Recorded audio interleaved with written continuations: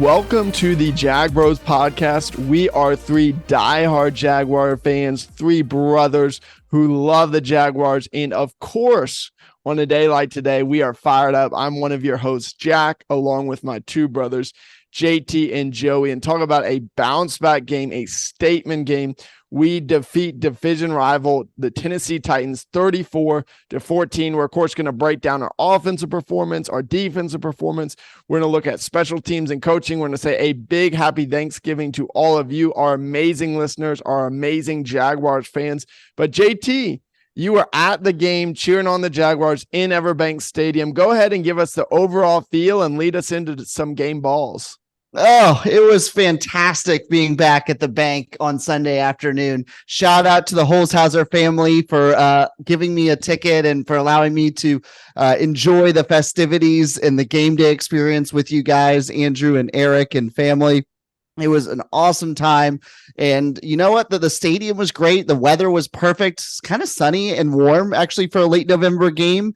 But overall, a pretty good experience. I would say very, very few Titans fans there. I maybe saw a dozen or so, but the Jaguar fans were loud. The Jaguar fans were full. And it was just a great day to celebrate at the bank. Yeah, it was awesome to see Calvin Ridley catch that first touchdown to get us off 7-0, and just to hear the roar, even on the TV screen, I could just tell people were fired up. We finally scored a touchdown in the red zone. Calvin Ridley makes a big play, and it was awesome to hear the Jaguars roar. Oh, yeah, absolutely. And when we're talking about game balls, I think the first one has to go to Calvin Ridley. 7 receptions, over 100 yards, and 2 touchdowns. That's the type of production that I think a lot of Jag fans were hoping to see. We've seen it in bits and spurts, and you know that he has that potential. So it's great to see. And he was probably inches away from getting a third touchdown there in the third quarter as well. So really outstanding performance for him. Who else was worth mentioning there for a game ball perspective? I'm going to go ahead and give my game ball to someone that I actually went to college with and knew, Ross Matstiff, the long snapper for the Jacksonville Jaguars. Wow. I would be mentioning his name on this podcast, but to go down there as the long snapper, run down the field, tackle him, strip the ball, and recover your own fumble, I was very impressed by Ross. He did an incredible job. I hope he listens to the podcast. We used to play basketball together back at Baylor. So really, really proud of him. And he definitely deserves my game ball for this game. That's cool. Well, shout out to him for sure. And the third and final game ball certainly has to go to Trevor Lawrence, the captain of the offense. Was awesome. I don't know if you guys saw it, but Monday morning he bought the whole front office of the Jaguars Waffle House. That has now become, of course, a Jaguars tradition after he did that in that amazing, epic comeback performance last year in the playoffs against the Chargers and celebrated at Waffle House. And he was brilliant. 4 touchdowns, 2 passing, 2 running, and 0 turnovers. So loved what I saw from Trevor Lawrence on Sunday. Yeah, he can afford to pay some money for the Waffle House, considering I'm sure he's still going to be getting that fat paycheck here at some point in the offseason. So really great to see. Seems like a great team leader. And we've been hard at him at times, but that's mainly because we have high expectations for what he can be. And unfortunately, due to the offensive line play and some of the other scenarios around him, he's going to have to play at that elite level in order to really achieve some of the goals that we're trying to achieve with Jacksonville. Yes, Trevor played exceptionally well, and it looked like he was getting better throughout the game. At the very beginning of the game, it looked like he was underthrowing some of his deep balls and a little shaky at a moment, but once he kind of had that touchdown under his belt, he really got into the groove and started to slice up that Titan secondary, which I love to see. Let's go ahead and break down the offense, how they did against this Titans defense. Talk about a turnaround getting just completely shut down last week against the 49ers. Of course, a huge difference in defenses going up against the Titans defense, but still, you were nervous. I mean, I was nervous going into this game of will the Jaguars offense be able to figure it out? And I'm not saying I'm 100% sold on the offense after this game, but this was one of the best offensive games that we saw. Again, 34 points after a tough first drive, scored on 5 straight drives. We were converting touchdowns a lot more often, even though it was funny to see every touchdown was either diving into the end zone or toe tapping Calvin Ridley. And so it seems like every touchdown is so close. A quick review. But anytime you score 34 points in the NFL and you get to bench your starters at the end of the fourth quarter and rest them, that's a great game for the offense. Yeah, I was sitting in the stadium and I said, I've been to Jaguar games for a long time, and it's been a really long time since I can remember we were benching our starters in an NFL regular season game when we're actually up. Not when we're down by 30 or 40, but when we're actually up. So it felt great to see. Trevor, as you guys said, had a fantastic day. He was 24-32, 262, 2 touchdowns through the air, 2 touchdowns on the ground. And one of the things that I noticed too, as just being in the stands, is seeing what the receivers were doing and seeing what Trevor was being able to see, because you don't always get to see that from the broadcast perspective. And it felt like in the second half of the game in particular, our play actions were freezing their team well, and Trevor was really looking deep. There's a lot of times where he's looking at some of those options. Now, sometimes he hit them and sometimes they were covered, but it was pretty clear that we're trying to press the ball, considering coming into that game, he was 26th in the league for average depth of target. So that means how far down the field is he throwing it. And I saw another stat that we were actually the lowest NFL team in average depth of route run. And so I don't know if that's because Zay Jones was back or if because we made some tweaks from an offensive play calling perspective. But this is the type of offense that I think a lot of Jag fans were hoping to see this year. Joey, shout out to you for calling, in our score predictions. Each of us predicted the Jags to win, but Joey, you predicted the Jaguars offense to get back on the right track, to have a nice double-digit win, and you also called some offensive line changes. So what did you love from that perspective on Sunday? Yeah, I loved seeing, I saw Ezra Cleveland got some snaps. He didn't play the entire game, but it looked like he was doing almost like a rotational thing with Little. I didn't mind. It allows Little to rest, and they're both kind of learning the position. Ezra's played the position, but he's learning the Jaguars, and Little has been with the Jaguars, but is learning the position. So having them switch out, it seemed to have worked. The offensive line played a lot better. So I really liked seeing that, having them protect Trevor. Trevor seemed to have almost 2 extra seconds to throw the ball, which is a lot of time in the NFL. It felt better. And then Zay Jones needs to never leave this offense, because it is obvious that our wide receivers can't get open without him also being on that field, taking off some of the double coverage that Calvin Ridley has. Because when Zay Jones is there, Calvin Ridley has had over 100 yards each game. It's very important that he's here. So it was great to see Zay Jones back, even though he didn't have that many yardages or catch, but it was nice just having them there, having the defense have to keep an eye on him, and then working him back into this offense, because we didn't want to go out and have him get a bunch of balls right away, because he's been gone for 6 weeks almost, maybe more. Yeah, it was great to have him back, and certainly seemed like part of the reason to open up our offense. He did draw some penalties as well. I think he finished with about 20 or so receiving yards, but drew some defensive holdings and pass interferences, as Ridley did, but wanted to give some even more love to Trevor Lawrence. We've already been heaping on the love today, but he deserves even more, because on Sunday, he passed over 10,000 yards career passing already, making him the 3rd youngest quarterback in NFL history to hit that mark. And I'm going to be honest, I looked it up, so I'm at an advantage, but I'm going to guess y'all two would never guess the other 2 quarterbacks to hit 10,000 passing yards before or younger than Trevor Lawrence. Do y'all want to guess? Sure. I would guess, man, you have to have somebody that came out early in the NFL, and it's probably somebody more recent, just based off of this. So I'm going to throw out Andrew Luck. No, not Andrew Luck. I'm going to have my first guess, Justin Herbert.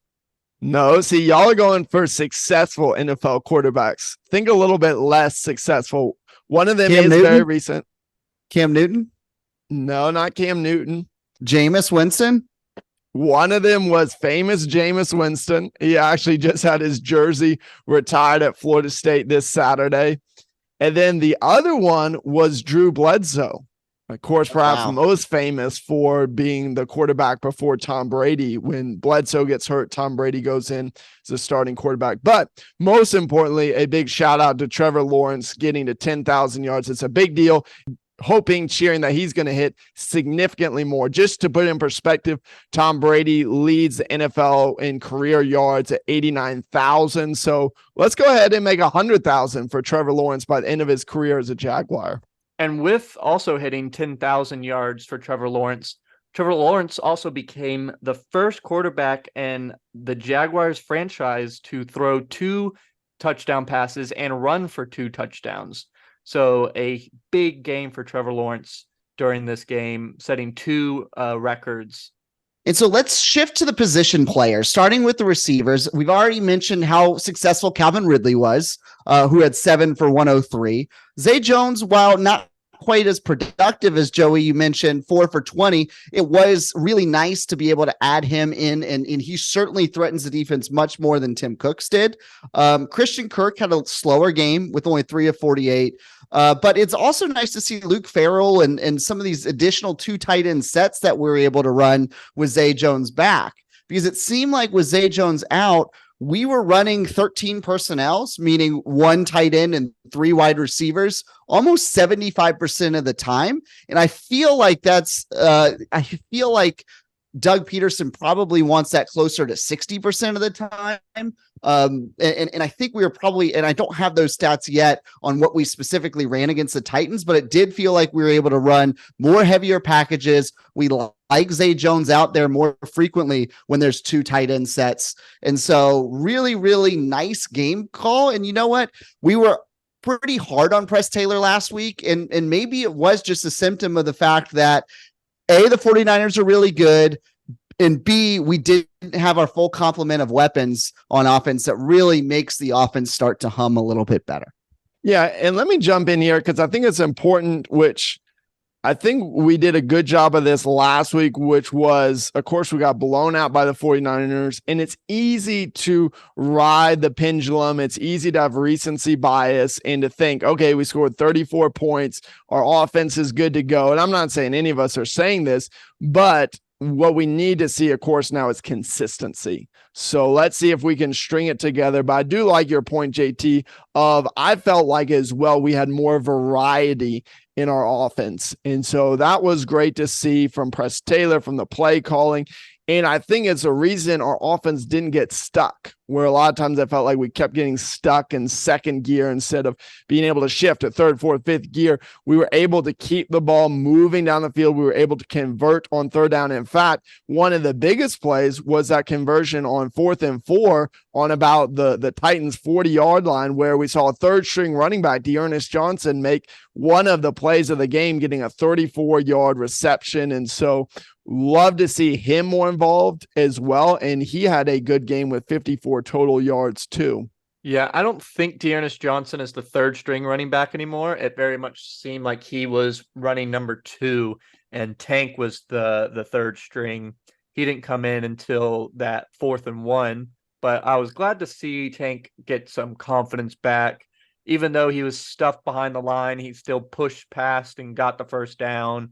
And he also had another hard run that he had. So I liked seeing them still giving him a chance and still kind of earn that confidence back, because he definitely needs some confidence. And anyone who's worried about Etienne's production today, I would say don't be. One, we had actually Bigsby and Dearness Johnson combined for more carries than Etienne. And I think that was planned, not only because we were winning the game, but also because we want to save him for ideally a playoff run in the winter. And the other thing is the Titans still are an above average run defense. We talked about last week that, hey, for the most part, the Titans are really middle of the road defensively. And it's true. They're slightly worse on a pass defense, but they're still hovering right around top 10 from a run defense perspective. And so they're not really going to give you a ton. And so the fact that he still had 14 for 52, as well as some production through the air, I think we're fine. Some fantasy owners are probably used to ETN scoring 1 to 2 touchdowns every game. And so obviously there's some regression there, but I didn't see anything that concerned me about how ETN ran the ball. No, not at all. And the only difference was Trevor got those rushing touchdowns instead of Travis, but who cares who gets them? Because as long as the Jags are winning, that's all that matters. I know that you want them for the fantasy football, but you know what? I much rather just have the Jags win than one Jaguar get a bunch of fantasy points and then them lose. Yeah, I actually think it's a really good thing. You know, we felt like after the 49ers game, man, the whole offense revolves around ETN. So seeing more sparks from, of course, Calvin Ridley, seeing sparks from Trevor Lawrence and other guys in the offense limits and takes away some of that pressure from ETN.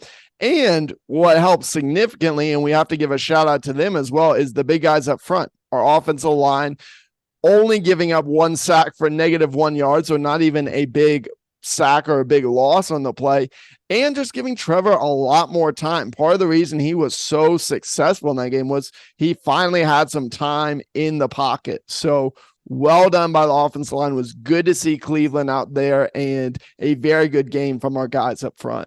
Yeah, and that sack, it wasn't even a real sack. It was one of those where Trevor scrambled and he just ran out of bounds -1 yard. So it counts as a sack, but that's not a traditional sack. Yeah, the offensive line played well today. We saw once or twice what we were begging for is to see what Ezra Cleveland looked like at left guard. We saw that for a few drives. Not Walker Little still played the majority of the snaps at left guard. It feels like we have more success running off the left-hand side of the ball, regardless of which guard is in the game.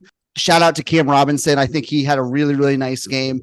And Anton Harrison, the way watching him, I know he had a huge whiff on a 3rd or 4th and short there, which allowed Tennessee to stuff us up the middle. He seems to right now play well enough against solid to below average pass rushers. But anytime we go up in class, it's not that he's like bad. He's really, really bad against the best of the best right now. And so we won't see that against Houston, but we will see that a few times down the stretch. So we're going to want to see what we can do. And like one area for improvement, I still would love to just see what would the offensive line look like with Cleveland at left guard and Walker Little at right tackle and Harrison taking a couple of series off. Let's just see if it works, because like that to me, almost like I think you go from like a bottom 5 offensive line to potentially average with a couple of those changes. But look, they know more than we do. And I just would like to see it like that. That to me makes a ton of sense, but we'll see what happens. Bad take. Sorry, JT, but Anton Harrison has not played that badly. He had 1 or 2 missed blocks this game, but he's going up against Simmons, who's one of the best defensive tackles. And he's up there with Chris Jones and Buckner. He's one of the best D tackles, and you're going up against a rookie. Like, just having 1 to 2 whiffs is actually really good for a rookie. Like, you're not going to win every single time. Your win rate hopefully is around 70 to 80%. He was terrible against most of those people you referenced. Jack, didn't you say Chris Jones set the record for like most amount of times he beat? Yeah, he had a 7. Okay, that's the second game he's ever played in the NFL, and he went up against the best D tackle. Okay, well then he wasn't great against Nick Bosa either. What?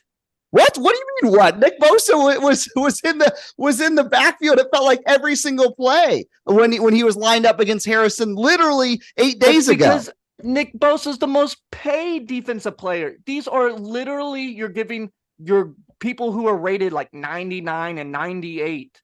Like, you're going up against a rookie tackle. Obviously, he's not going to play amazing, but he's holding his own. He's doing well. He's getting better every game. Like, what do you want? I just want to see what it would look like, because to date, Walker Little has played better right tackle than Harrison. Has Harrison improved? Yes. Is Harrison a rookie, and does he have a higher ceiling? Potentially. I don't know. Soon to be seen. But every time he has stepped up in class, he has not done as well. Look, maybe you're right. Maybe he will be better than right tackle. I just want to see what it looks like in a game time experience, because to me, it still feels like putting Ezra Cleveland starting at left guard over a guy who's literally started 2 games at left guard ever.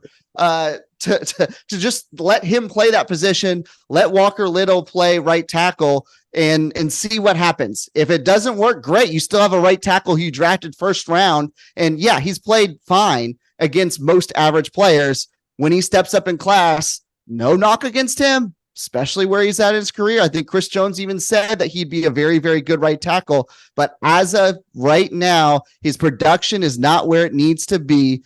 And that's just simple considering how bad the offensive line has played. Not where it needs to be. He's not the problem. Then who is? Luke Fortner. Go watch our offensive line. Go watch him back. The amount of patty cake play that Luke Fortner has, and when he's not even blocking anyone, and he's just kind of putting a hand on whoever the left guard or right guard's blocking, he's not getting in there and pancaking the guy. He is atrocious, I think. I know that Doug Peterson, for some reason, really likes him, but I think he is an extremely below average center. He's very weak. He doesn't block very well. He has more whiffs than anyone, and he's the center who needs to be the one who's whiffing the least amount. So you're over here arguing about right tackle. Right tackle's fine. It's not perfect, but he's a rookie, and he's doing well. You need to affect the center. Luke Fortner is not good. It's just plain and simple. That's why we can't run it up the middle. The guards help a little bit, but the most push comes from the center. You want to know why the Eagles are so good at running it up the center? It's because Jason Kelce is one of the best centers and definitely one of the best blocking centers there is. That is where you get your push up the middle, and we have no push because Luke Fortner is not good enough. So you want to talk about moving people around? That is the only person that would and should be moved around. The only problem there is it's a very difficult position to transition. Guard and tackle is a little bit easier. And we even saw this with the Titans, right? They had their backup center in. And what does he do? He has several bad snaps, one of them turning into a fumble in this game. No, yeah, I understand. I'm not saying that they need to do it this season, maybe next season, looking at drafting someone or a free agent. But as of right now, yeah, there's no point of taking him out. He's doing fine enough to finish the season out. There's no one really that we could do except for Shatley. And I'd rather stick with what we know than rolling the dice with Shatley, who hasn't played center in a couple years and hasn't played it really with Trevor. So I'd rather stick with the center that Trevor's most comfortable with. But at the offseason, that's when we need to start looking at a possible change at center. Yeah, and agree that the center hasn't played great, but if you look at some of the rushing yardage breakdown by success, it's the left side of the ball that is almost 3-1 on the right-hand side. And actually the center has been relatively successful so far from a run game perspective. The weakest spot right now from a Jaguar run perspective, it has been the right tackle position. So that's according to a lot of the analytics right now. And so, yes, there's some improvements that could be made on the offensive line. Yes, there could just playing together, cohesion can make a difference too. But we'll see what happens in the games moving forward and how this unit continues to play against some of the better teams will play in the second half of the year. I'm just going to put this in here is that Anton Harrison right now is considered one of the best rookie offensive linemen that came out of this draft. So, I mean, I don't know what else you want. Well, and we should say overall too, again, I know we're getting heated here, but the offensive line performed very well on Sunday. So we need to give them a ton of credit, and it'll be something hopefully for them to build on going in against the Texans and into the end of the season. But let's flip fields now. Let's talk about our defense, because A beautiful game called by Mike Caldwell, a very well executed game plan where we completely shut down the Titans in the first half, 0 points. We get 1 turnover on defense, 1 turnover on special teams, and hold them overall to 14 points and a garbage touchdown. So great performance from our defense. What did y'all think about our defensive performance on Sunday? The defense was absolutely dominant. Love to see them come back to form, the form that we've seen in almost every game so far, getting turnovers. They really were getting after Will Levis, which I love to see. Even if we weren't getting that many sacks, they were definitely pressuring him a bunch, still hitting him really hard, just in his face, never comfortable. He didn't have time enough to throw it deep like he normally does. The only way they could get him time was to run a double reverse trick play to get him a little extra time to throw it deep. And honestly, if we didn't have the horrible quarterback roughing the passer penalty, I think we have a shutout, because if that didn't extend that play, then they kick it. And I think our defense stays on top of them and we go scoreless, or we make Tennessee go scoreless against us. But unfortunately, they called a roughing to the passer on Chason, who I felt really bad because Chason doesn't get that many chances to get his name called out, and then to have that flag thrown on him. That was a really good rush by him, and I did not believe in that call at all. Yeah, defense played dominant, exactly right. Yes, they gave up 2 touchdowns, and Joey already outlined the first one. But to me, the key stat is that Derrick Henry was 10 for 38. And now he certainly has lost a step this year. He's not put up the numbers that he typically does. But every time he touched the ball, as a Jags fan, I hold my breath because there's so many games where he's ran for 200 or 150 plus yards against our defense. And so to shut him down and then to do exactly what we talked about Will Levis was. He's a guy who likes to throw in and around the line of scrimmage to the sidelines, which we saw a lot, and he throws a really nice deep ball, which unfortunately we got beat on twice. But outside of those 2 plays, one of which was a trick play, the defense gave up pretty much nothing. We were all over them, crashing on the screen passes and giving up very, very little through the air and on the ground. And then we still kept Cisco and some of our safeties help over the top, taking away the deep balls that Will Levis was hunting because he wanted to be able to throw those 6 or 7 times this game. Yeah, another incredible game called by Mike Caldwell. He has been one of the best defensive coordinators. The entire defense has outperformed any and all expectations this season. And so hats off to him. I know that he is going to have a lot of job offers, or he should have a lot of job offers just from how well he has coached this defense, taking away what the other team's offense wants to do and yet again frustrating the opposing team. And here's what we said. Look, Will Levis, that first game as an NFL quarterback was incredible. 4 touchdowns, 0 picks. And since then, he's struggled. He's played more like a rookie. And we got pressure on him. We forced him to make mistakes. He has that fumble and a bad snap. He has that dropped interception. Oh, I wish Monteric Brown could have picked that off in the second quarter. But overall, in the first half, Will Levis has 6 completions for 40 yards. That is an abysmal performance. I know people were joking on social media saying that he's going to get pulled, that he's going to get bent. Mayo Boy can't get it done. And so a great job, especially in the first half. It felt like the Falcons game where we just completely shut down the other team's offense, seeing 2 sacks from our defense as well. And hey, I think we've unlocked something with Oluwakon's pass rush. He had another half sack, of course, getting 2 sacks last week against the 49ers. What do y'all think about Oluwakon coming on the blitz and getting some sacks? I loved seeing it. We all thought that we needed more rush out of our linebackers, and I think everyone thought it was going to be Lloyd who did it because he kind of did it back in college, but it's been Foye who's really done well at really good at seeing the holes in the offensive line and filling them, and that's why he's so good at tackling the run, but on the pass, he sees the hole and is able to scoot through and go get the sack. So love that he's able to have that ability to do that, and I love to see it more. I'm having a feeling he could end the year with 6 sacks maybe and be top 3rd person on the defense with sacks. Yeah, him and Herndon both seem to have a knack for blitzing. Both are very good. It is a skill. Not everybody has that, especially at a linebacker or cornerback position.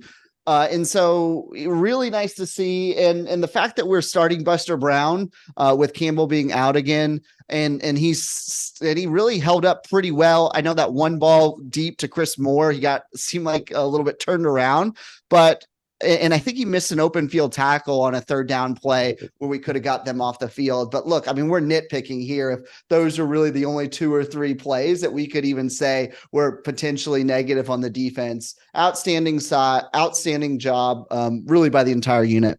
Yeah, and let me give some love too to our pass rushers. So Josh Allen had another half sack combining with Cisco on a blitz.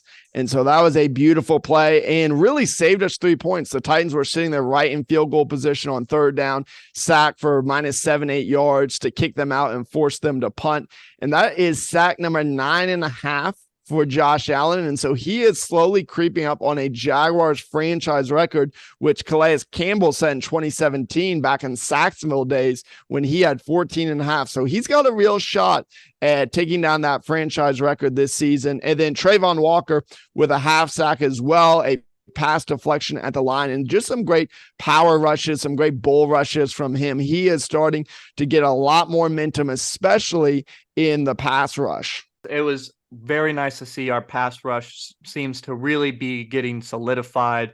It seems to be a more consistent thing. They're not having just flashes. They're really starting to affect the quarterback, and we're going to need this going into the rest of the games this season. It's going to be huge against CJ Stroud, who's also a rookie quarterback. We need to make him look like a rookie quarterback, but we'll get into that next episode. The defense, I just want to give you praise again with how well you've been playing, and we need you to keep it up because you are the star of this team right now. One final note would be on special teams and coaching. Again, hats off to each and every coach. Doug Peterson, Press Taylor, one of the best offensive performances we've seen this year. Coach Caldwell, yet again, drawing up an incredible master plan for our defense. And one more key stat was just owning the time of possession. The Jaguars own the ball 13 more minutes than the Titans with 36.5 minutes to their 23.5 minutes. And so well done to our special teams. Well done to coaching. I think you'd have to give every performance an A, offensive, defense, and coaching and special teams. And if you caught this in the press conference, Titans head coach Mike Vrabel said this, and I quote, that Jacksonville is a better football team, they're better coach, and they simply have a better team. So you always love to hear that from the other team, that you're better coach, better team. So well done by the Jaguars. And hey, it's also Thanksgiving week. So happy Thanksgiving to all of you all.